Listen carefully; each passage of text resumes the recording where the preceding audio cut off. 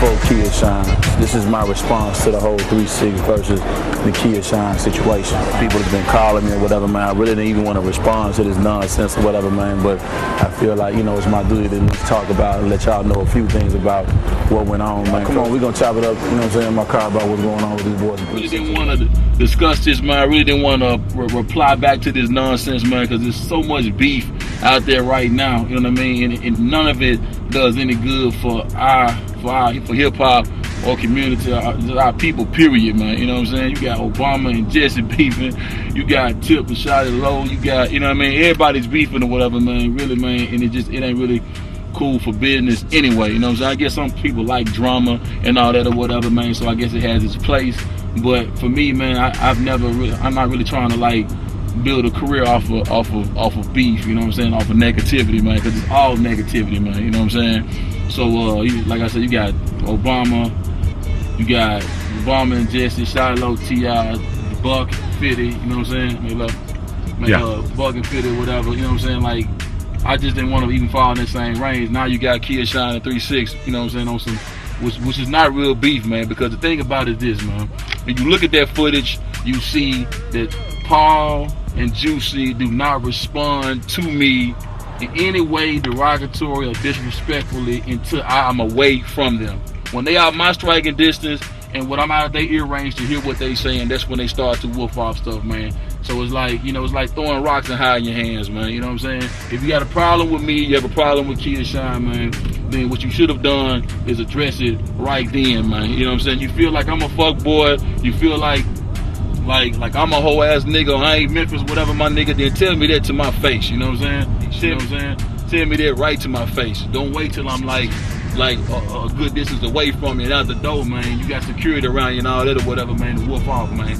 Don't do that, man, because it makes you look like a hater, you know what I'm saying? It made you look like a fuck boy. It made you look like a bitch, you know what I'm saying? Honestly, man, so like, I want to just say that first and foremost, you know what I'm saying? Because if you look at that footage, you see the Kia Shine. When Kia Shine is right there next to them on that stage with them, they are not doing any of the things that they saying. Oh, they don't play with me, boy, and all that or whatever, man. You weren't doing none of that when I was right there beside you, okay?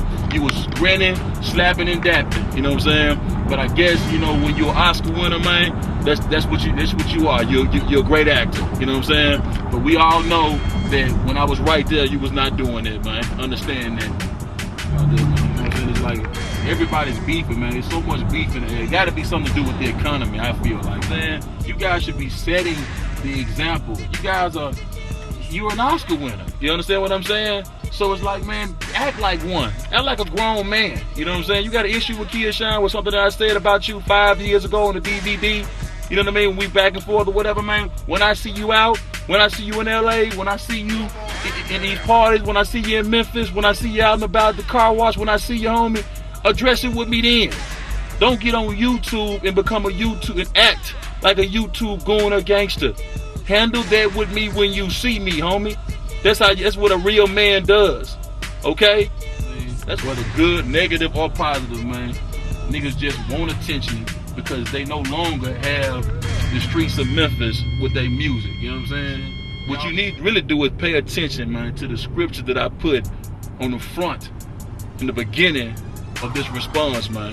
The reason why I came up there is because of the fact that, you know, Memphis itself, man, like, you know, has had a long history, man, of artists not working with each other, you know what I mean? That's been like one of our downfalls as a city. Is you see individuals such as Cali and Florida and Rick Ross and Plies and all these guys down there, whatever, they getting together and they getting this money. Atlanta the same way. You know, Houston has also been a market, do the same thing, and the West Coast do the same thing too. You know what I mean? So it's like, you know, my whole point of going up there was trying to be a leader. Like I always say, man, a good leader leads by example. And the example that I was setting was trying to unify my city. And I really did not like the way the footage was edited and chopped up, or the young lady who had the magazine that even made the comment that I was coming up there to hate. You know what I'm saying? Like, that is what's wrong with Memphis. There's a crab in the bucket mentality that's been holding us back for so long. And if you ever had a crab in the bucket, what happens if you try to take one crab out, the rest of them latch on to it, so they try to hold each other down. You understand what I'm saying? The one time that Memphis got together on a song, it took A-Ball and MJG and 3-6 Mafia, it took them 14 years to get on a song together. But when they did get on the song together with my man Young Buck, okay, what happened? They had the top 5 song in the country. But not since then, with that Stay Fly record in 05, has that been done from Memphis. So I look at it like you have several artists in Memphis that doing their thing. Yo Gotti, Kia Shine, A-Ball, MJG, Project Pat, you got Buck over there. And it's my point, and forever the politician, man, to be able to try to bring everybody together. What would a video be? How great would a single be if you had a single with Yo Gotti, Kia Shine, and A-Ball, you know what I mean, 3-6 Mafia on the same record? You know what I'm saying? This would be money. You know, this, how big would a tour be with all of these Tennessee guys together? Understand what I'm saying? It would be money that would be generated. We should look at and learn from what Florida is doing and what Cali, Rick Ross, Plies, and Trick and all these guys are doing together. We should learn, and Flo Rida and all these guys, we should learn from what they doing. You understand what I'm saying? When you get together, you make the bread. You know what I'm saying? But when you start to hate on each other, you divide the consumer. The consumer now has to make a decision. Y'all got to make a decision on whether they go mess with Shine or mess with 3-6. When it shouldn't be like that or whatever. We should mess with all Memphis music, man. You understand what I'm saying? They said that I changed my style or that I got on some New York stuff or whatever, man. You know what I'm saying? I guess they making that comment because I sample Beastie Boys on a Crispy record or whatever. But like, I make music, you know what I mean? I make good music. I don't make music just for one area, you know what I mean?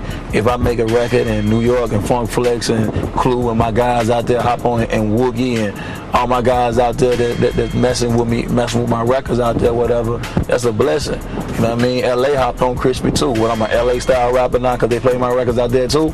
You know what I mean? I think that I make music to touch the world, homie. You know what I mean? And just because I'm not like y'all, you know what I mean, don't mean I'm not Memphis. You know what I'm saying? Memphis music is just that music, man. 3-6 Mafia sound is not just the only sound that defines Memphis music. You know what I'm saying? You know, Memphis music is a worldwide. Justin Timberlake is from Memphis. He's from Memphis. Memphis, you represent Memphis with your music. That's what you do.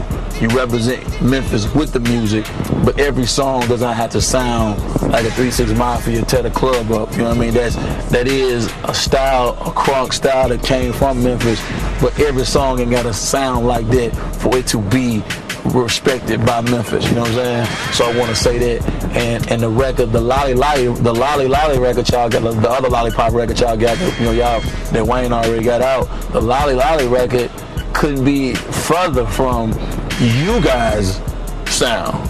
The Lolly record couldn't be further from the sound that made y'all.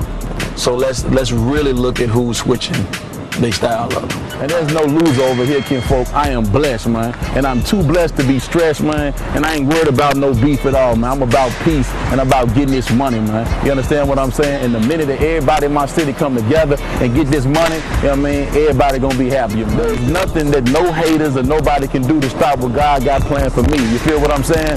So regardless of who don't like me, who don't like me, you can't never say I didn't try. You know what I mean? You cannot say I didn't attempt, you know what I mean, to try to bring this city together, man. New Kia Shine, A-Ball, Young Buck, this is that good.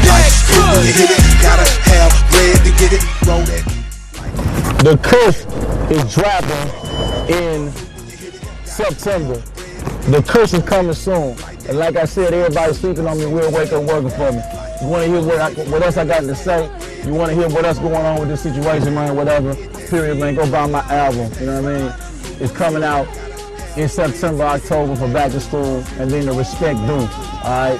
My real follow-up to Due Season is coming out in 2000 and Shine. So 2009 is 2000 and Shine. Believe that. And everybody sleeping on me, we'll wake up working for me. You feel what I'm saying? Honestly, kinfolk, man. Kids up. Every verse is a quarter, every song is an ounce. 16 songs is 16 songs, okay. My good CD a pound. Bag it up and zip it. Hit the streets and flip it. Dwell a town, I ship it. From the best.